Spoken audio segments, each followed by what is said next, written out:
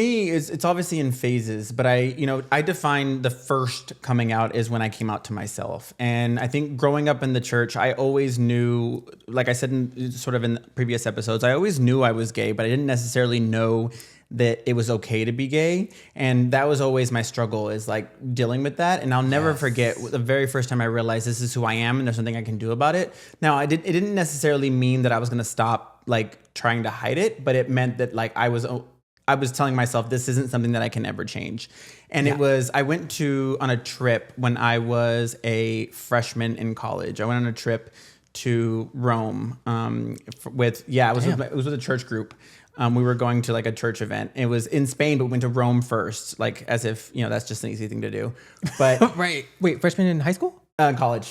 Okay. Yeah. And I went to confession in St. Peter's Basilica. So if you've never been to Rome, right? No. So if you go to Rome, St. Peter's Basilica is actually where Peter, who God handed the keys to, right? Who Jesus handed the keys to, according to scripture, to guard the gates of heaven, right? He determines who's going to come in, who's not.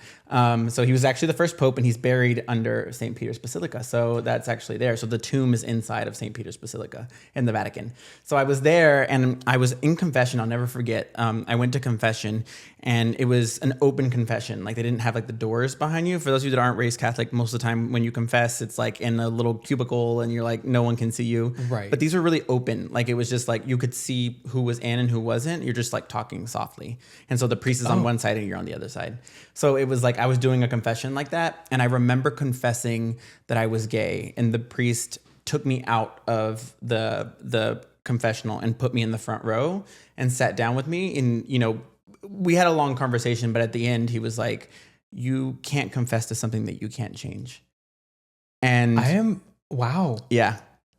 Yeah. I did not know that. And it's not to say that I'm sure he would probably get excommunicated if that story ever came out, right? If they ever figured out who it was. But yeah. And so in my head, I was like, I am at the center of, at the time, what I believed the church, right? And center of everything. And someone here is telling me you don't have to apologize for something that you cannot change.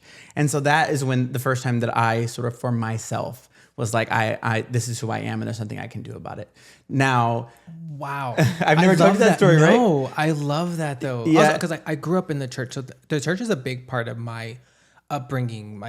Even now, I'm very, I consider myself religious. Yeah. I don't practice as much, but I don't think I need to. But also I love that. I didn't know you considered yourself religious. I consider myself too, but I don't think we've ever talked about that. I consider myself attached to the faith. It's just so much that is who I am. I don't consider myself religious anymore, but as attached to the faith is very much like a thing. But we can dive into that later. Yes. But it's funny. So that's why you were probably visualizing it, what was happening and how it works. And so for someone to take you out of confession is just not a thing at all. And so, after that, I remember that trip was sort of monumental for me. That was going into my sophomore year of college.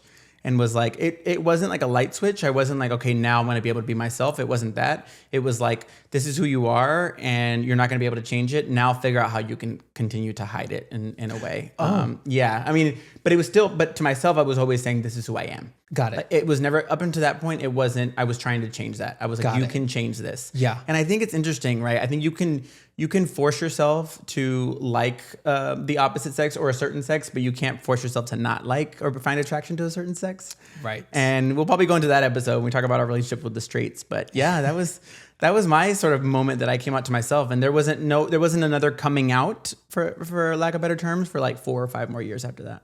So you were at that point, you were like, okay, this is absolutely me. I am fine with myself. Right. But I think it had to happen in that location or else I wouldn't have felt that way. Yeah. Because I was at the pinnacle of the Catholic Church. Right. Yeah. I can't imagine. I remember, I've been on multiple Acts retreats and Teen Acts. I have my Fishers of Men bracelet. Oh my God. I didn't even know it was a... Yeah. So my dad got this for me. I know what it is, but my first Acts retreat. I didn't make the connection. Yeah. So I have been on multiple and I will say, I don't think I ever got to that point of being comfortable to confess that. But so I'm just saying that because I love that experience of him being you can't confess. That was my biggest fear in my very first confession. My very first confession at 5 or 6. Yeah. I was like, I have to confess that this is who I am. So I knew at that age that I had to confess who I was. And I did. And I did and said, these are the thoughts that I'm having. And they just were like, all right, go say your 3 Hail Marys and 2 Our Fathers. And that was it. But I remember walking in and saying, okay, someone's going to know finally. And they were like convincing me, like, no one is going to know. And my mom was like, what could this kid possibly have that's going to be that bad? And it was, thinking about it at that age is just crazy. Now thinking about it. That is. And the fact that also you were thinking about like, oh, because you told one person, now other people are going to know. Right. And so like you at that point I can imagine, or I can understand you like hiding yourself, or like going to church would be a little bit more difficult. But I love that. I'm like flabbergasted. We're becoming closer. Right. I promise y'all we're best friends.